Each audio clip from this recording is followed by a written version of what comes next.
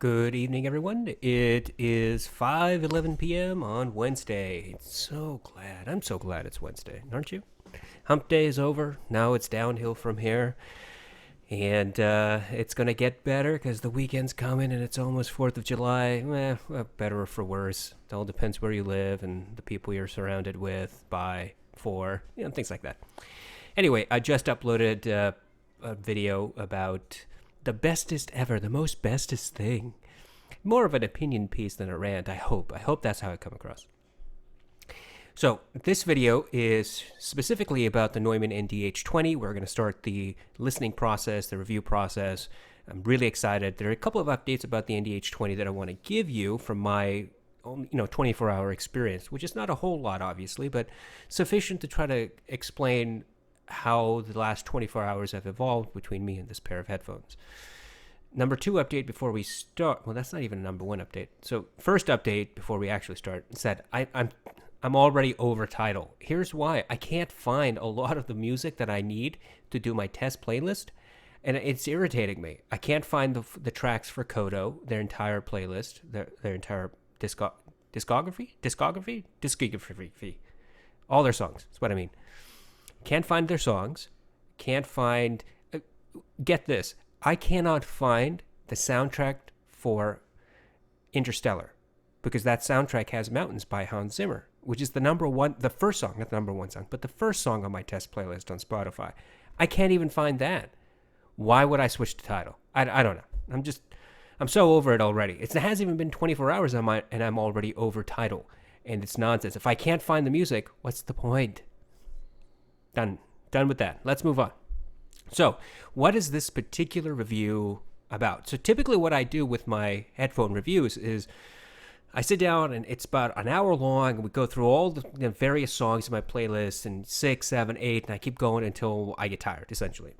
But I've had several people in the last day or so comment and ask about the specific sound signatures of the NDH 20. There are people on forums saying, and online, on YouTube, saying that the NDH 20 has a boosted bass, or they have, their highs are a little too peaky, it's V-shaped, it's not really neutral, and that's contrary to what Neumann advertises, it's contrary to some of the pamphlets that are out there, the professional review sites and magazines that have reviewed the Neumann. And so clearly there's a discrepancy. People are saying that it's different from what Neumann advertises, which frankly is not, that's not unusual. Oh my God, are manufacturers possibly lying to us? Oh, perish the thought. It's not that. It's just something that we need to address. So I'm going to break this up a little bit. What I'm going to do is today I'm just going to concentrate on the bass. And in the next video, oops, did I move the microphone? Sorry if that was jarring. And the next time I do a video, it's going to be about the midtones, and then the one after that's going to be about the highs. And then eventually I'm just going to listen to some songs, kind of plethora of songs. Plethora of songs? No, it's not a plethora of songs. A grouping of songs. That's not a plethora. It's a cackle, I guess. A cackle of geese and a cackle of songs. And that, I think, would be most helpful so that we can hit all the registers and the frequency ranges and really talk in depth. And if that ends up being the preferred method for me to do these videos in the future for headphones, I'm happy to do it that way. So I guess this is a test. So before we get to the music, let's talk about some of the things that Neumann does advertise about the 20s here. They say it's studio quality sound with outstanding resolution, high sound isolation, blah, blah, blah. Excellent comfort for extended listening sessions. I can already tell you that that's not entirely the case. So the second update, the one I completely forgot about, the second update is this. The headphones are growing on me. They're not as uncomfortable feeling as they were yesterday after immediately putting them on. Now I know what to expect. It doesn't really bother me. But that will obviously vary from person to person. Let's see. Where did they talk about? Oh, here it is. Yeah. Unlike most other closed-back headphones, the Neumann NDH 20 is suited to mixing purposes too. An unusually even frequency response and natural stereo image allow for mixing with confidence and ensure compatibility to all playback systems. The NDH20 is thus an indispensable tool for working on the road. Of course, it is also an excellent headphone for audiophile entertainment. Thanks to its extended frequency response ranging from 5 Hz to 30 kHz, the NDH20 is particularly helpful to check the upper and lower extremes of the audio band. So, is it possible that people are reading too much into this? Okay, so this is the last thing I read here, right here. Because of the 5 to 30, and they say this frequency range is particularly helpful to check the upper and lower extremes of the audio band. Do people think that that's the sound signature? That's the V shape. That's the bass, the boost in the bass. It's the boost in the treble. Is that what they're saying? Because that's not the way I read it. I read it to say that the headphone can reproduce frequencies as low as 5 Hz and as high as 30 kilohertz. That's not a boosting of anything. That's just the sound signature. That's the frequency range response. But let's go to, and by the way, unlike Sennheiser, which does in fact own Neumann, when you buy a Sennheiser HD 800, in the packaging, you get a USB drive that has the frequency chart for that particular pair of headphones. It's been tested and they give you the data, which is very, very helpful. Neumann doesn't give you that. Even when I go to downloads and I go to the download page, there's no information about that. I've checked already. They have some pamphlets about, there's a review from a magazine that doesn't really tell me anything about the frequency range, whether it's warm, sounding, was neutral, whatever. And their own brochure isn't helpful. So maybe it's somewhere on their website, but I haven't found it. So what I did was I tried to find third-party frequency graphs, and these are people and companies and whatever who have the headphones and were able to measure, excuse me, they were able to measure the frequency response.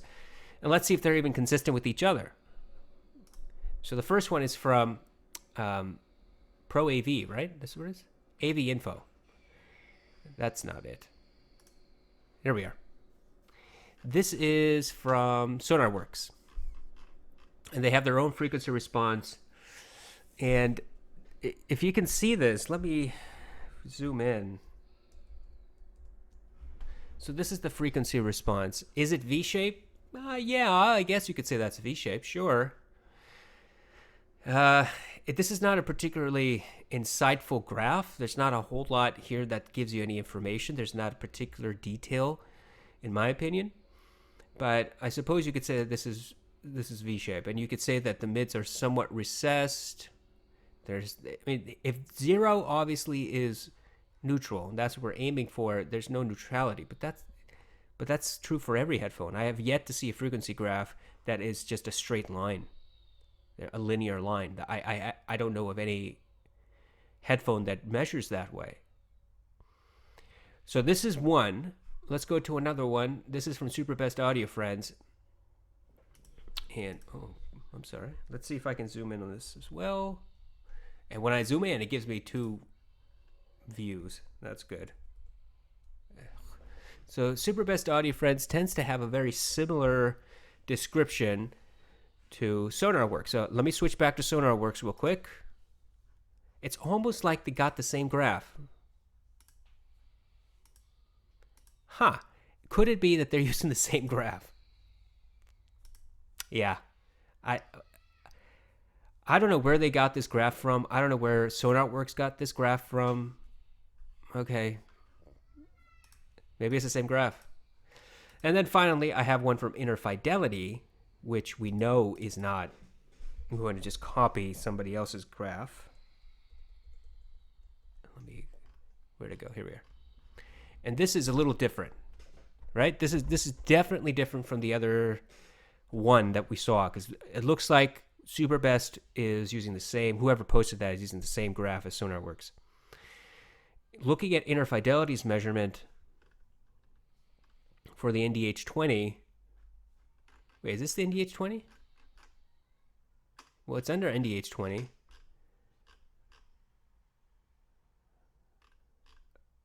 can't tell anymore. I thought I had it here. Well, this person's listing this under the HD 650, but is this the HD 650 or is this the NDH 20? I don't know. I'm going to link this page anyway for you, and maybe you can figure it out. I can't find any other frequency range charts. It's just this, which is basically the copy, and then this, which popped up. Maybe it's the same thing, maybe it's not. Okay, so this was just for my own edification. I was going back and forth, so don't worry about that. Is it V-shaped? Let's find out. Let's start with the music, obviously, because that's the first place you want to start, is the music. And since we're doing bass, let's go to drum solo. No, let's go to Kodo, because I actually get Kodo on Spotify. And let's do Iridori. I'm going to bring up the bass or the volume. By the way, this is connected to the Monolith THX.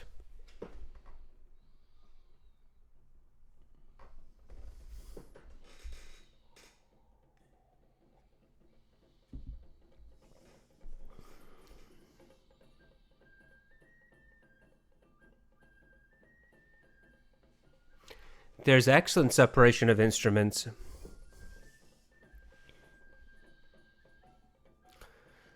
All the drums come out fairly clear.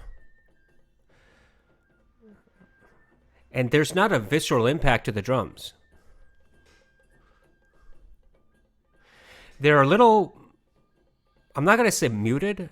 The drums are not muted. They're just not impactful. And this is where the rolling drum comes in a few seconds. I'll have a better idea whether there's a real sub bass to this.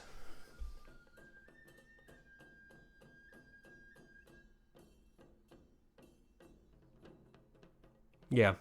So right there, let me stop real quick. By the way, the volume is at negative 10 decibels, which is very loud, or should be very loud. And it's not ear piercing at all. The volume on on Spotify is maxed out. The volume on my Mac is maxed out. So negative 10 decibels is a lot. It's a lot for almost any headphone, except for maybe the Mod House Argons. So let me go back to about a minute in. And as I told you, there's a rolling drum. And typically what happens with headphones that have a visceral boosted response is that rolling drum is going to get, number one, a little muddy.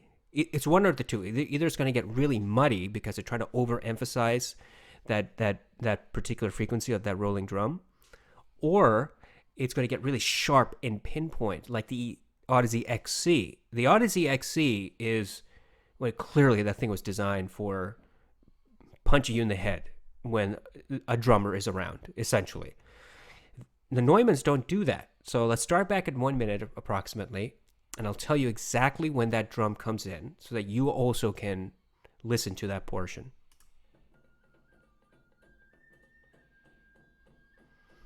Here.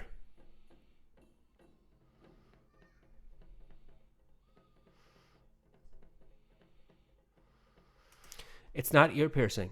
It's very relaxed. It's not overemphasized from anything else. So when that rolling drum starts, there's another two, I think at least two sets of drums, two different types of drums that fall away. There's a brief silence and then the rolling drum comes in. There is no reverberation between those two types of drums. So the first set of drums stops. There's no continuing reverberation before the rolling drum starts. So there's no resonance that continues forward, if that makes sense. Let me keep playing.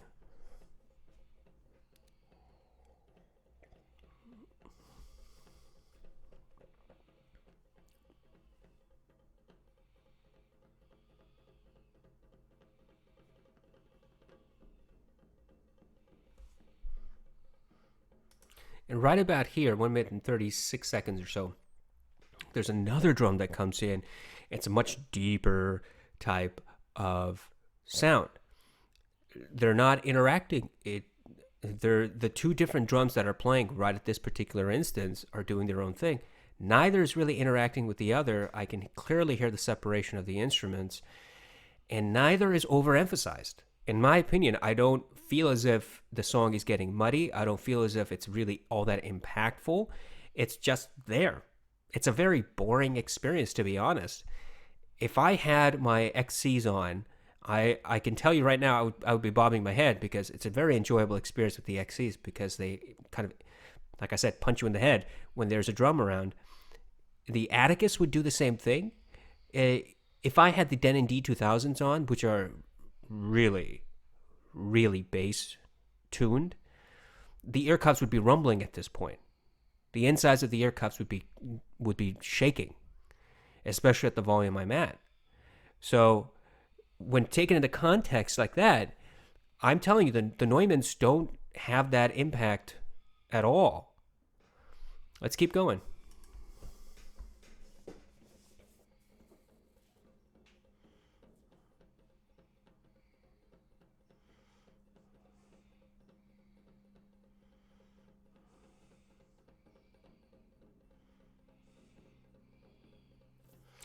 There's clear separation. I've said this before. I'm happy with the separation of instruments. I am quite happy with the way they're produced. I have no complaints. There's no muddiness. There's no ear piercing. They're fairly clear. Now, are these the clearest headphones I've listened to the song with? No. Let me put this straight to you. This is not the clearest sound I have ever heard in a pair of headphones. What's clearer? Headphones like, well, the Sendies do provide, I think, a clear representation overall, but they're open back. Let's see, what else would. I think that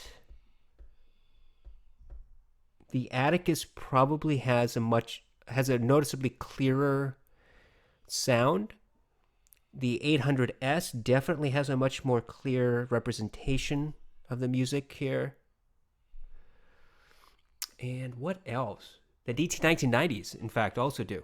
I think the 1990s do, in fact, represent the song clearer. Now, that's not to say that the song is muddy in total. It doesn't mean that it's unpleasant or it's distracting in any way or takes away anything. It's just not as clear. When I do a back and forth between this and another headphone, like the 1990s or the Atticus or whatever, I'll be able to tell you very distinctly and definitively with articulable facts what the difference is. But all I can say right now is that this is not the clearest representation, but it's not muddy. It's just there somewhere in the middle. Let's keep going.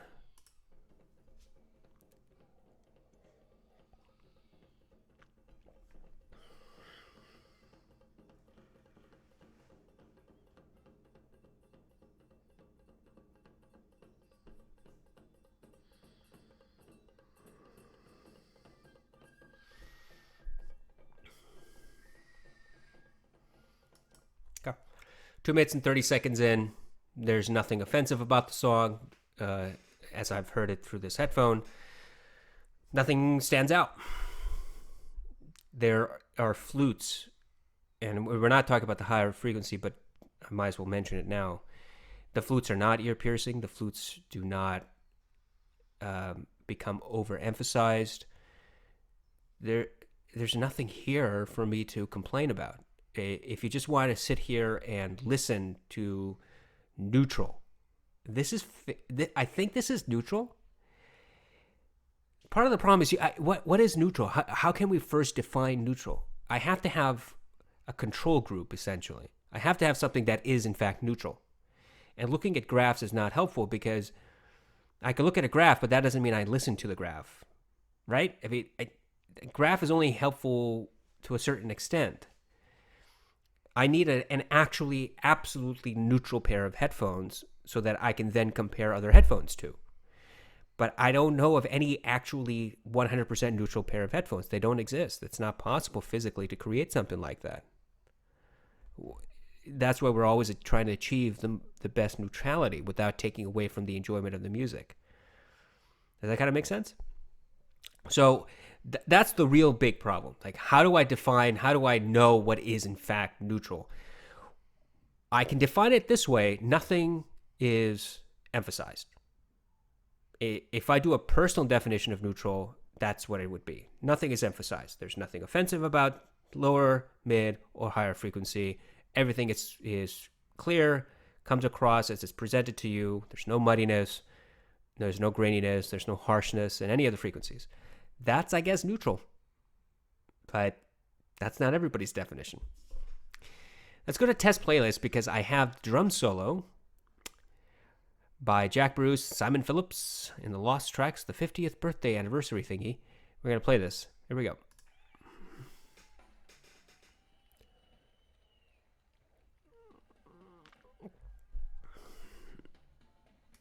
The thing about this song, especially with headphones like the Atticus and the XC, is that when he starts to riff, it gets like it feels like you're sitting right next to the stage and he is banging on the drum and the sound is being shoved inside your ear hole and you're gonna sit there and accept it. Let's see if that's the experience I get, because we know those are bass tuned headphones. We're coming to about 40 seconds of the song, and let me just be quiet so I can listen to that.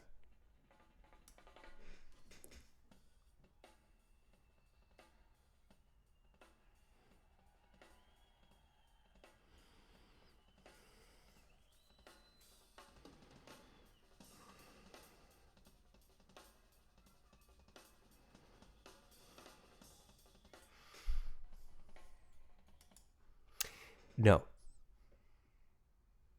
The answer is no. It's not ear piercing. It is nowhere close to the sensation that the Atticus and the XC provide. Listen to the song. About 35 seconds in, when he starts riffing, you will know immediately whether it's an ear-piercing song or it's not an ear-piercing song, whether it's muddy or it's not muddy. Because he has cymbals and he's got the drums. And if the drums kind of meld in with the cymbals, then it becomes muddy. It's not very pleasurable. You have to maintain that separation in order to truly enjoy it. Because this is the perfect song. In my opinion, this is the perfect song to determine whether or not it feels like you are at the concert. You are listening to it live in its purest fashion. And if it becomes muddy, then it's not pure. It's not like you're actually there in person. If something is emphasized at the expense of some other frequency, then that's not how it really happened. Because, these artists aren't sitting there turning their knobs and all that to try to EQ this as they're playing the music. So the answer is no. I do not have an ear-piercing experience like the other two headphones I mentioned. Is there impact? Yes, there is certainly impact, because when the drummer hits the drum head with the stick, there is that sonic, I was going to say sonic boom, but that's like a Street Fighter term, so I'm going to use it. There's that sonic boom that happens, and that's the sharp rapport, or rapport? That's a sharp bang that causes the ear-piercing nature on the XCs and the Atticus. But on the Neumanns, when he does that, when he has that sharpness, that first hit on the drum head, it's not ear-piercing. It's certainly there, and I feel it, and the ear cups begin to vibrate a little bit, but nowhere remotely close like the vibration on the other headphones I mentioned. Is that neutral? You tell me. I would say yes, because it's not like those overemphasized headphones. It's more neutral than they are in comparison. What about the separation? The separation between the cymbal and the drum, very clear. And by the way, there's another piece of separation here. There's another layer, which is the audience, which is hooting and hollering because this is a live recording. That's separated. None of that gets muddy. None of that gets, confusing. When the audience chimes in, that's clear. When the cymbals are hit, that's clear. When each drum head is hit, that's clear. Very unoffensive is how I would describe it. Let me keep going.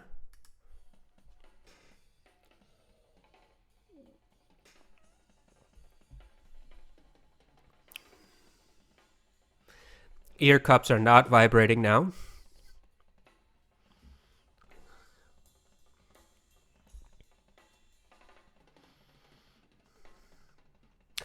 Soundstage for days, left and right.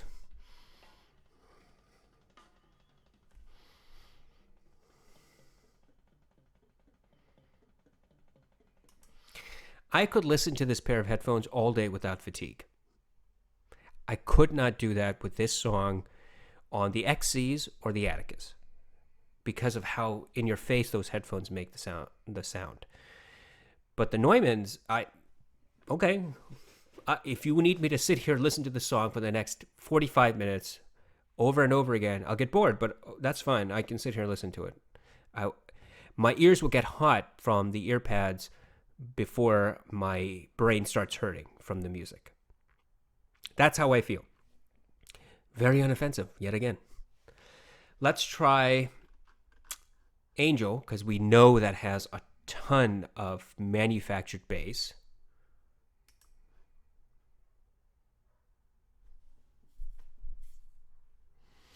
The low rumble starts up, but it's not the same type of rumble I've heard before.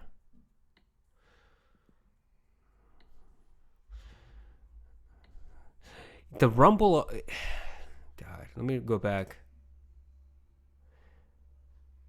It sounds more like a distorted rumble than a real rumble. In other headphones, this rumble comes out as a real rumble. Like you can... It's more of a feeling first before it becomes an audible sound. And it's just maybe a second or 2 seconds before the rumble really comes into play. And on these headphones, when the sound comes in, it sounds like, when that rumble comes in, it sounds like a power line. Have you ever walked under a series of power lines and you heard this kind of weird buzzing and cracking and all that? It's almost like that. And it's weird. I don't think I've ever experienced that on this song before. Let me start again.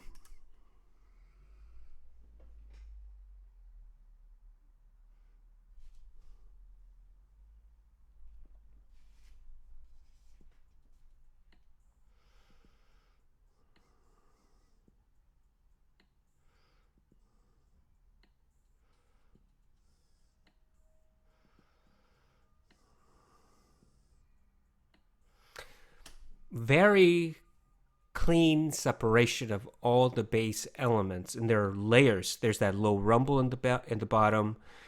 Then there's kind of a drum that's constant, which is high, which is the next frequency up from the rumble, and then there's a drum, which is just hitting the drum head. There's a drummer that's hitting the drum head regularly. Every second to 2 seconds.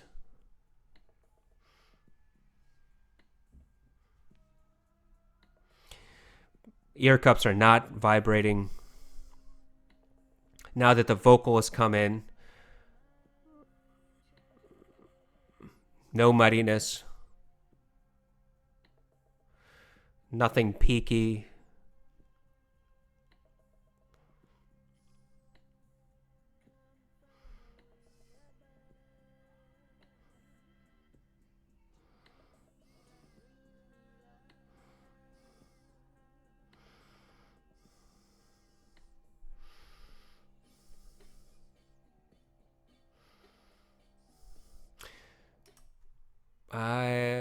It's okay.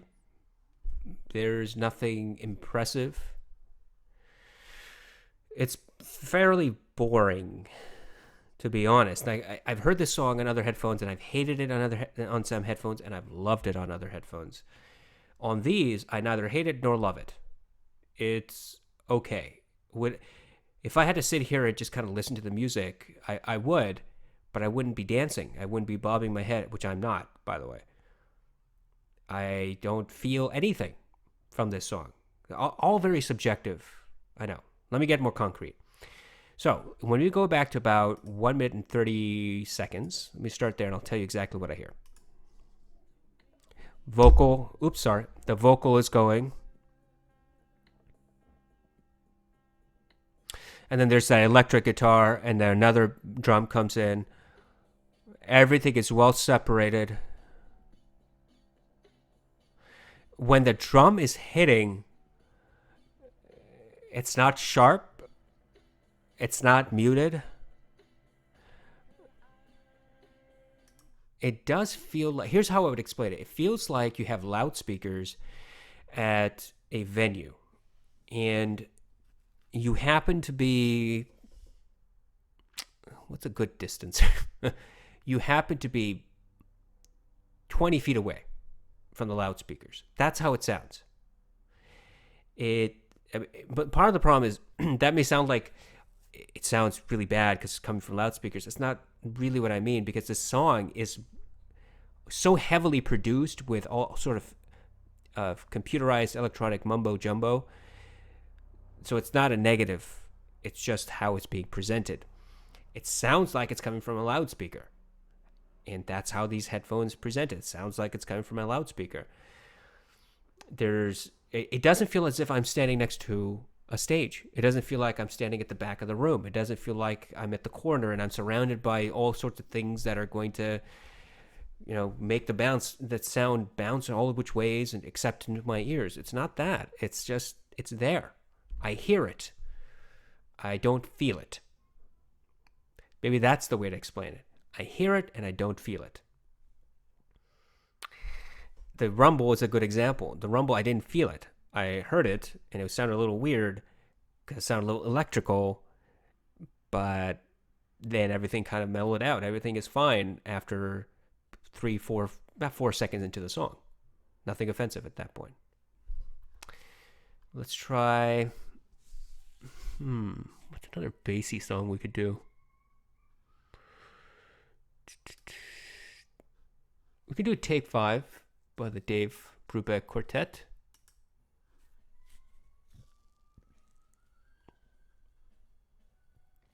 I gotta say, the soundstage on this is amazing. There's so much depth. There's cymbals, and they sound like they're in my left ear cup, at the bottom of the ear cup, all the way back. That's a really cool feeling.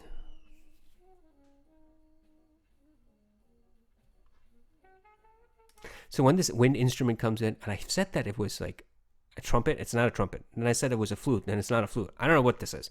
If you know what it is, let me know, because then I want to be able to tell you. But when this wind instrument comes in some headphones, it gets like really piercy, especially at high volumes, because I'm at a high volume. But on the 20s, it just comes in. Like, it's not ear piercy, it's not distorted, it's not hurtful. It comes in very smoothly, I must add. And I do not have the urge to crank down the volume. And it's playing in my left ear cup.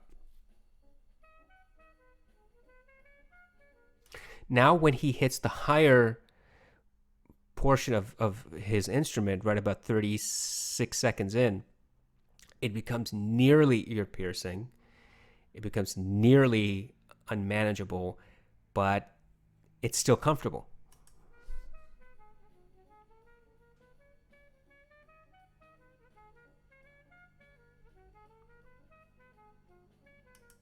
Now, throughout this song, because we're talking about the bass, throughout this song, there's a drummer who's just kind of riffing away real quietly in the back, and it's a soft drum.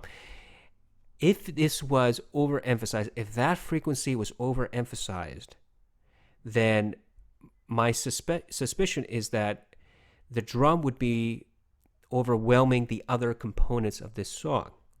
It would be distorting the other components of the song.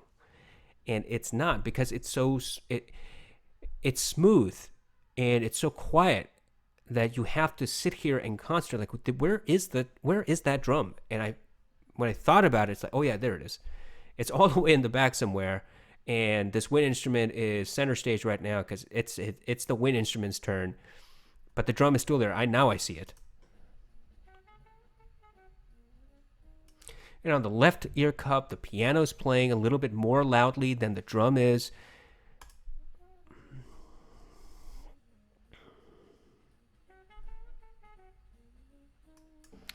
It's very good. There's now this song on this headphone sounds pleasant because I can hear all the components. It's a complex sound. It's a dance amongst all the instruments, and it sounds great and fun and enjoyable because of the separation.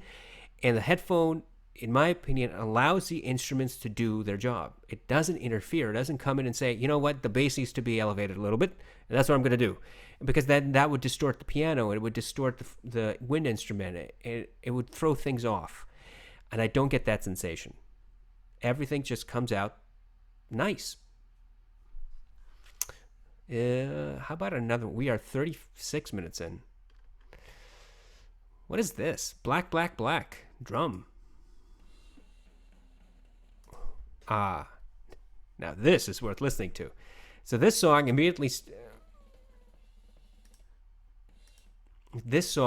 starts off with a drum riff. So I'm going to be quiet for about 45 seconds, and then I'm going to chime in. Here we go.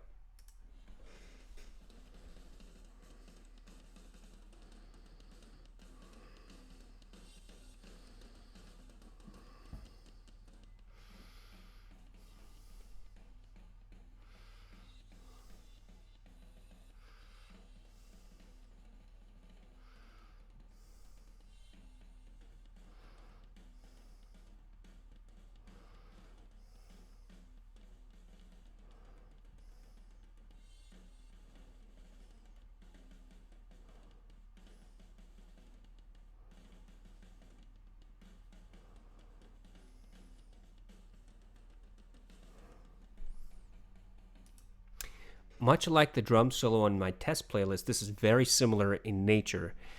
It's a little bit more complex than the drum solo on the test playlist. If you get a chance, listen to it. It's by the artist Black Black Black, album Black Black Black, and the song title is Drum O, and then close parentheses like 45 times.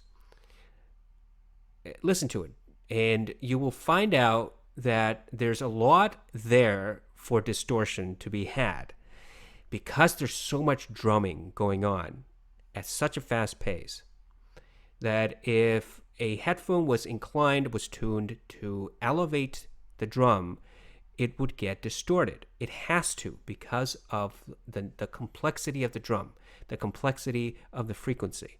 Because not only do you have the reverberation of the drum, but you also have the initial drum strike itself. And you have different types. Well, it's not different types of drums in this song, but there are different types of drums. When you're hitting the drum head and you hit it, you get that initial thwack, then the reverberation, then you get the cymbal, then you get a different drum head, which is slightly differently tuned.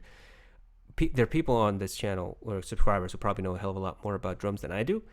So correct me if I'm wrong, but I think this is accurate. And that particular drum has a slightly different frequency with the initial thwack there, then the reverberation, and then the sound, and then the cymbal. Trust me, go to the song, listen to it, you'll understand. There's a lot here that could go wrong, and the Neumanns don't make me irritated. It's a fine song to listen to. I'm not upset. Maybe that should be the Neumann tagline. It won't make you upset. Another one, maybe? The Drum Battle by Gene Krupa and Buddy Rich. Why did I say Buddy Rich? Buddy Rich. Here we go. Ow. So this was recorded live, and it's like an audience of 50 million just clapping and yelling right into my ear canal. Ouch.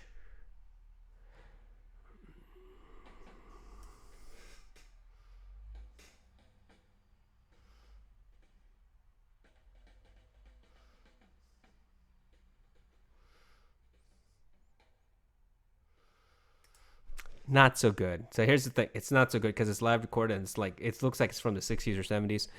The recording is bad. It's not going to do us any justice. How about Tune Up by Max Roach? Much better.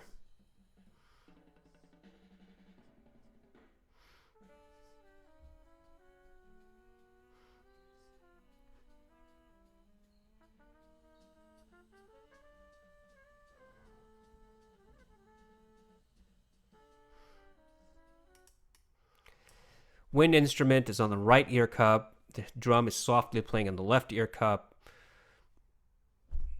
That's all I can say. That's if you told me to describe the sound to you, that's what I would say. Wind instrument there, drum playing there. Sounds like instruments to me. Not very helpful. So it's nothing. Here's what I can say. The wind instrument on this song gets very close to ear piercing, much more so than any other song we've listened to so far, and I do not like that. The drum is kind of softly just playing in the background on the left, and I'm not impressed with the drum. There's no emphasis to it. It just sounds mellow. And the only thing that's coming out right now on my left or right ear cup is that wind instrument, which might actually be a trumpet. And I hate trumpets because I used to play one as a kid and I hated it. I'm biased against trumpets. Okay, enough from the drum solo playlist. It's not going so good. Anything else from my test playlist that we can play, you think? Oh, God. There's Dreamer. All right, why not? Dreamer by Charlie XCS. The worst song on my test playlist, bar none.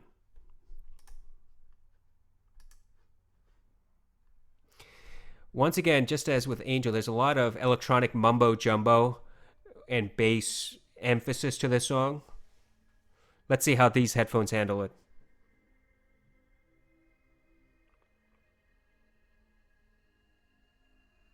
There's no distortion in the lower frequency at all. No rumbling. Ear cups are not shaking. So right here, about 30 seconds into the song, there's this kind of a weird rumbly bass instrument that's in the song itself. I'm not talking about the headphone. It's this very computer generated type bass. And in other headphones, it gets distorted and it gets a little muddy. Here, that bass does not linger. When it hits, it does its thing and it moves on. It does not linger and it does not interact with her awful voice, which still is awful on this headphone, by the way.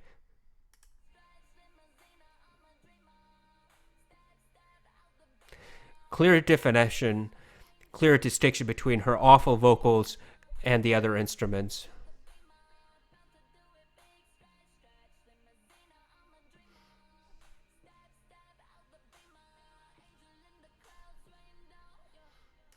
So I know for a fact, from muscle memory at this point, because I've heard this song so many times on various headphones, that other headphones tend to they tend to struggle with this song, especially with that artificial, way overemphasized, unnecessary bass. And this pair of headphones just it steps back and does not interfere with the bass. The rumble is barely there.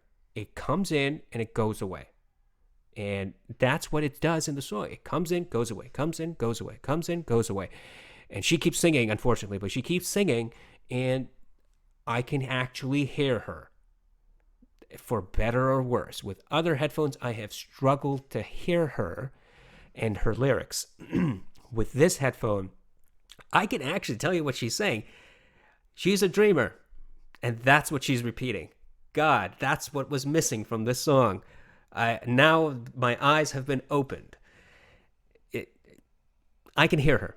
With other headphones, I couldn't. And now I think the reason I couldn't with the other headphones is because the overemphasis on that bass. It just kind of shook you. So here's what I mean. More concretely, you have a jerk neighbor, and that jerk neighbor has a jerk son. That jerk son spent all of his Taco Bell money that he earned working at Taco Bell for 2 summers straight on his Honda Civic from 1993. And what he did is that he went out to Best Buy or some other electronic store, and he bought the biggest bass reproduction speaker that he could find and he could afford. And then he and his buddies spent all weekend installing it into the trunk of his car. And now You have to listen to that moron every time he pulls up from his job at 11 p.m. at night and he sits there listening to the bass because he loves it. And your walls are shaking and rumbling, and all you want to do is go out there and beat him with a wet rag. That's the type of rumble experience I've had on this song with other headphones. And this headphone with the Neumanns, I don't get that. I would still want to beat that child. Don't get me wrong. I would beat that child with a wet rag. Period. But the rumble is not there. My walls are not shaking. I'm not irritated like I was with the other headphones. That is the highest commendation I can give these headphones. Any headphone, really. Let's just be honest. Dreamer is the worst song. End of story. And every headphone I have ever tried this song with has struggled because of how terribly produced and how ridiculously mastered this song is. And other headphones have been tuned with one frequency or another, and bass heavy, bass light. It's just it's weird. But with the Neumanns, I am not irritated. I still dislike the song, but I'm not irritated. That rumbly bass doesn't linger. It's in and it's out, and it moves on. That's not bad.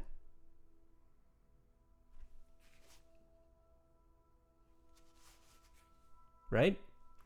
That's not bad. Something is playing. Give me a second. What is playing?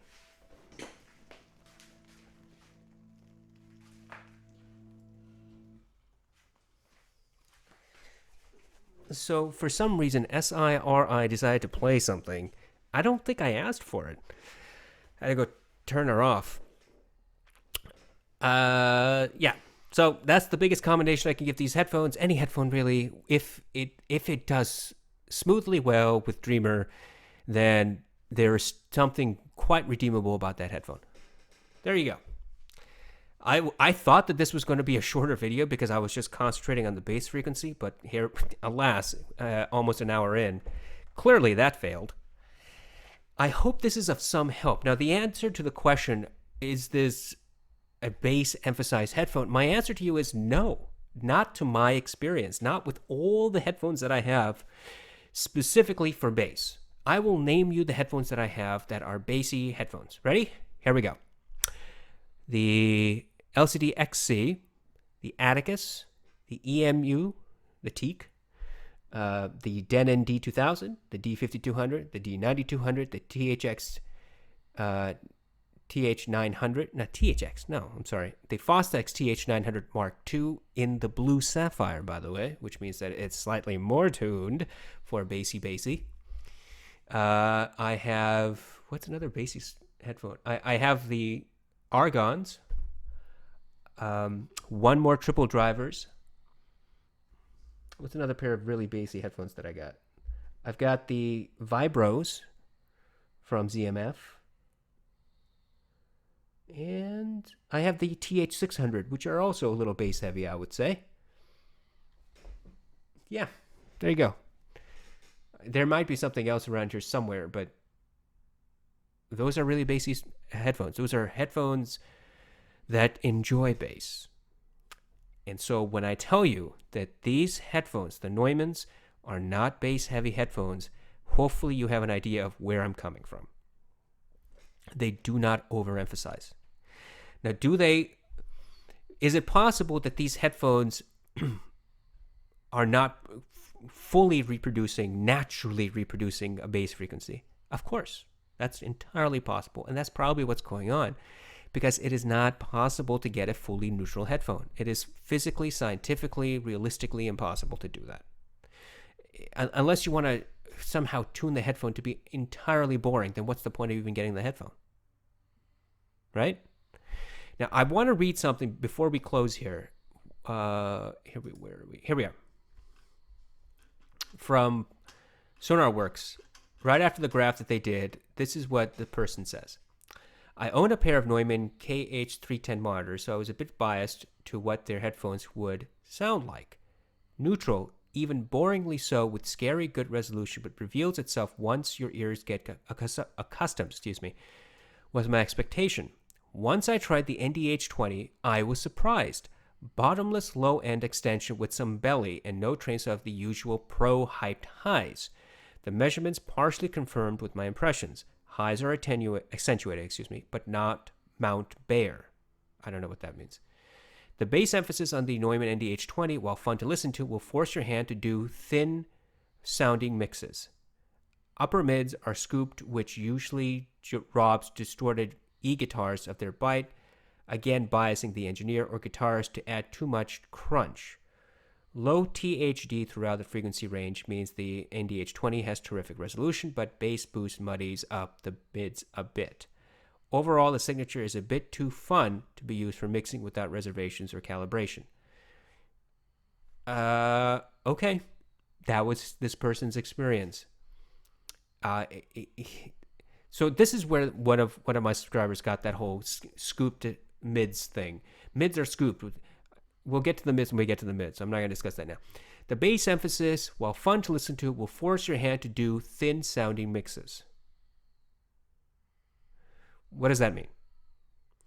The bass emphasis will force your hand to do thin-sounding mixes. Meaning what? I'm a little confused by this. Explain this to me. Does that mean that the headphone reproduces bass more so that you don't feel like you need to add more bass? Or does that mean that the headphones reproduce bass accurately as the way it was recorded, and so you don't feel as if you need to add more bass to get it to where it needs to be? I don't know. I don't know what that means. Okay, I have no idea. Just serenity now. I don't know what this means. Maybe I'm stupid. That's entirely possible. But look, man, if you're going to write a review, tell me what you mean. It will not force your hand to do thin-sounding mixes. Fine. If you're an audio engineer, you're mixing songs, you probably know what that means. Me, I have no idea. Okay? I don't get it. All I can say is that my impression of this headphone is not consistent with people saying that this is a bass-heavy headphone. It is not a bass-heavy headphone. Bottomless, low-end extension with some belly and no trace of the usual pro-hyped highs. Excuse me, what does some belly mean? What does belly mean? You have it in quotations, so explain to me, give me a definition of what belly means. No rumbling. That's how I read it. That's how I look at it. A rumbly belly. As I've said before I went to this, I do not think that there's much rumble here. There is not much emphasis on the bass. It just does whatever. It presents the music. It doesn't emphasize the lower frequency. Despite what the graph might suggest to you and what this individual might say, remember, this person from Sonarworks, apparently from the way I read his entire review, is from the perspective of somebody who's mixing and mastering. If you are mixing and mastering, you probably have certain expectations. I have never mixed and mastered. I have no idea. All I can say is from my listening preferences and my experience with headphones, just listening for enjoyment, these headphones do not emphasize the bass compared to the other headphones that I have. Does that mean that this is a neutral headphone compared to the other headphones I've just mentioned? Yes, it is more neutral compared to the ones I mentioned. That's what I have to say. I hope this has been of some help. See, again, the problem with doing these types of reviews for neutrality is that you have to have a control, and there's no control. Going off of what people write and say in reviews, just like me, especially people like from Sonarworks, is not helpful because my ears cannot read.